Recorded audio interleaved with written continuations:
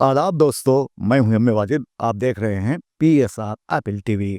दोस्तों, prime time में आज हम बात करेंगे महाराष्ट्र में बीजेपी को मिली कामयाबी और साथ साथ हम बात करेंगे रियासत तेलंगाना की सियासी सूरत हाल पर। बीजेपी ने शानदार कामयाबी हासिल की और झारखंड में जबकि बीजेपी को नाकामी का मुंह देखना पड़ा, लेकिन बीजेपी चाहती थी कि झारखंड में भी वो अपनी हुकूमत बनाए, लेकिन ऐसा हुआ नहीं। ताहम अगर हम रियासत तेलंगाना की बात करें और कांग्रेस पार्टी की जानिब से दी गई 6 जमानतों की बात करें तो एक जमानत को पहले ही शुरू कर दिया गया, जो खवातीन के लिए मुफ्त बस सर्विस था। ताहम ये बस सर्विस भी अब नाकाम होती दिखाई दे रही है। अब ऐसा क्यों है और खवातीन क्यों इस सर्विस को लेकर तशवीश का शिकार हैं, ये जानने के लिए देखिए हमारे नुमाइंदे मोहम्मद फारूक की एक खास रिपोर्ट। इंसानी तहजीब व तमद्दुन और उसके ज़वाल व इर्तिखा का सारा दारो मदार उनके अपने माबूद हकीकी के बारे में सही अकायद और इंसानों की इमामत और रहनुमाई करने वाले अरबाब इख्तियार, हुकूमत, सियासत और लीडरों पर होता है। अगर ये नेता माशरे के किरदार व अखलाक के लिहाज से बेहतरीन और सालेह तरीन लोगों पर मुश्तमिल होंगे तो वो मुल्क और माशरे तरक्की पजीर होंगे, वरना मुसलसल तनज़्ज़ुली की तरफ रवां दवा रहेंगे और बिल आखिर सफ़े हस्ती से मिट जाएंगे। तारीख तो हमें यही कुछ बताती है। अगर हम हमारे देश और रियासत तेलंगाना की सियासी सूरत हाल पर नज़र दौड़ाएंगे तो हमारी आंखें नम नहीं तो अफसुर्दा ज़रूर होंगी। अगरचे इस वक्त सियासी मौसम जलसे, जुलूसों और रैलियों का नहीं है, मगर मुल्की सियासी हालात में एकदम पैदा होने वाली गर्मा गर्मी ने सियासी दर्ज हरारत को बहुत बुलंदी बल्कि ख़तरे की हद तक पहुँचा दिया है। ऐसे में महाराष्ट्र के अलावा झारखंड में लोगों ने जहां अपने वोटों के जरिए किसी को मुंतखब किया तो किसी को अक्सर मुस्तरद करते हुए दिखा दिया कि वोटों की ताकत ही से कोई लीडर मुंतखब होता है तो कोई शिकस्त से दो चार हो जाता है। और अवाम ये गीत गाती है, सलाम कीजिए आली जनाब आए हैं, ये 5 सालों का देने हिसाब आए हैं। सलाम कीजिए। अभी 1 साल का वक्फा शायद नहीं हुआ, लेकिन लोगों को ये बात याद है कि कांग्रेस पार्टी ने रियासती अवाम से 6 जमानतों का वादा किया था, जिसमें एक वादा तो पूरा हुआ लेकिन इसमें भी खवातीन खुश नहीं। ऐसा क्यों? ये एक सवाल है जिसका जवाब शायद पार्टी कायदीन भी ना दे सकें। एक तरफ हुकूमत दावा करती है कि उसने खवातीन को खुद मुक्तफी और बाइख्तियार बनाने के लिए इस स्कीम का आगाज किया है और इसकी वजह से हुकूमत रोजाना 7 करोड़ के नुकसान को बर्दाश्त कर रही है। दूसरी जानिब खवातीन क्या कह रही हैं, आइए देखते हैं।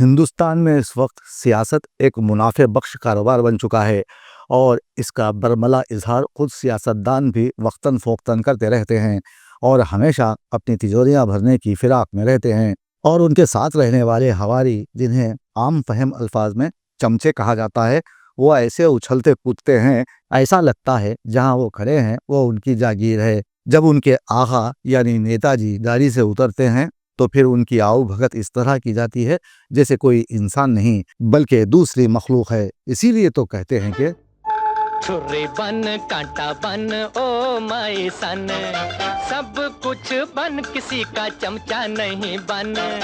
छुरी बन कांटा बन ओ माई सन, सब कुछ बन किसी का चमचा नहीं बन। हम इन लीडरों से पूछना ज़रूरी समझते हैं कि अगर सियासत एक कारोबार है तो कारोबार में भी कुछ अखलाकियात होती हैं। वो ज़माना गया जब अखलाकी रवायात सियासत में कायम थी और सियासतदान शदीद मुखालिफत के बावजूद एक दूसरे की इज्जत व वक़ार مقام و مرتبے کا لحاظ رکھتے تھے، مگر اب سیاستدان کی پہچان یہ ہو چکی ہے کہ وہ ملکی مفاد کی تشہیر کر کے ذاتی فائدہ حاصل کرنے کے ساتھ ساتھ عوام کے جذبات سے کھیلتا ہے، انہیں اچھے دنوں کی آس دلا کر مشکل وقت میں خود منظر سے غائب ہو جاتا ہے، عوام کو اپنی انگلیوں پر نچاتا ہے اور پھر وعدے کر کے مکر جاتا ہے۔ ہم یہ نہیں کہتے کہ ہر لیڈر ایسا ہوتا ہے، لیکن زیادہ تر ایسے ہی ہوتے ہیں۔ یقین نہ آئے تو دیکھ لیجئے۔ کس کی چلی ہے کہہ گئے بات یہ سچی جھولے لالن جاگ ذرا۔ اب یہاں سمجھنے والی بات یہ ہے کہ مہاراشٹرا میں بی جے پی اقتدار حاصل کر چکی ہے اور لاڑکی بہن جیسی اسکیم کا آغاز بھی ہوا ہے۔ ہم چاہتے ہیں کہ یہ اسکیم ہمیشہ چلتی رہے، نوجوانوں سے کیا گیا وعدہ بھی پورا کیا جائے، انہیں روزگار سے جوڑا جائے اور سبسڈی لون نوجوانوں کو دینے کا جو بھروسہ دلایا گیا ہے اس کو یقینی بناتے ہوئے طلبہ کی زندگی میں روشنی لائی جائے، ورنہ لوگ سڑکوں پر نکل کر یہ گیت ضرور گائیں گے کہ دو قسم کے نیتا ہوتے ہیں، ایک دیش کو لوٹ کے کھاتا ہے، ایک دیش پہ جان لٹاتا ہے۔ ہمارے دیش کی سیاست بھی عجیب ہے، جب عوام کسی کو اقتدار سونپ دیتے ہیں تو پھر نیتا حضرات فرعون بن جاتے ہیں، دوسری جانب اپوزیشن میں ہوتے ہیں تو ان سے زیادہ محب وطن کوئی نہیں ہوتا۔ اب یہاں شاید وہی بڑا سیاستدان کہلاتا ہے جو مخالفین کے لیے زیادہ سخت زبان کا استعمال کرے۔ ٹی وی پر روزانہ ایسے مناظر دیکھے جا سکتے ہیں۔ اب تو اس دلدل میں صنف نازک بھی پھنس چکی ہیں۔ یہاں وہی کامیاب اور اچھا سیاستدان سمجھا جاتا ہے جو اپنے مخالفین کے لیے انتہائی گندی زبان استعمال کرے۔ یہی اب ہماری سیاست اور ہم اس کا حصہ بن گئے ہیں۔ اب یہاں کہنا صرف یہی ہے کہ دیش میں معاشی ترقی کے منصوبے بنائے جائیں، قدرتی وسائل سے بھرپور استفادہ کیا جائے تاکہ ہمیں دوسروں کے سامنے ہاتھ نہ پھیلانا پڑے۔ سرکاری شاخ خرچیوں کو جو کہ قومی دولت کے بلبوتے پر کی جاتی ہے اسے روکنے کی ضرورت ہے، ورنہ دیش کی غریب عوام مہنگائی کی مار سے برباد ہو جائے گی۔ ہم نے دیکھا ہے کہ یہاں بڑی بڑی قوموں کا نام و نشان مٹ چکا ہے، لیکن عبرت کے لیے ان کی نشانیاں ہمیشہ ہمارے سامنے رہیں گی۔ غریبوں نے اپنی زندگی ہمیشہ حکومتوں سے شکوے کرتے ہوئے گزار دیے ہیں، وہ روزانہ کئی طرح مرتے ہیں، کبھی مہنگائی سے تو کبھی فاقہ کشی سے۔ غریب ہمیشہ حکومتوں کی جانب دیکھتے ہیں کہ انہیں حکومت مفت میں کیا دے گی، اور سیاسی نمائندے بھی ایسے ہیں کہ ہر الیکشن میں کچھ نہ کچھ مفت دینے کا وعدہ کرتے ہیں۔ اب کی بار تو حد یہ ہو گئی، ہر چیز مفت فراہم کرنے کا وعدہ کیا گیا جو ناممکن ہے۔ ایسے میں حکومت کو یہ کہنا چاہوں گا کہ شیطان کی آنت کی طرح بڑھ رہی مہنگائی پر قابو پایا جائے۔ اگر ایسا نہیں کیا جا سکتا تو غریب کو لمحہ بلمحہ ختم کرنے کے بجائے جو ایٹمی ہتھیار آپ نے بنایا ہے اسے ہی غریب پر مار کر غریب کو ختم کر دو، اور یہ کہہ دو کہ غریب پھر مر گیا، ورنہ حکومت پر یہ شعر سادی کھائے گا کہ ہوا محل میں سجایا تھا تم نے جب دربار، ہوا محل میں سجایا تھا تم نے جب دربار، کوئی غریب بھی آیا تھا خواب میں لکھنا۔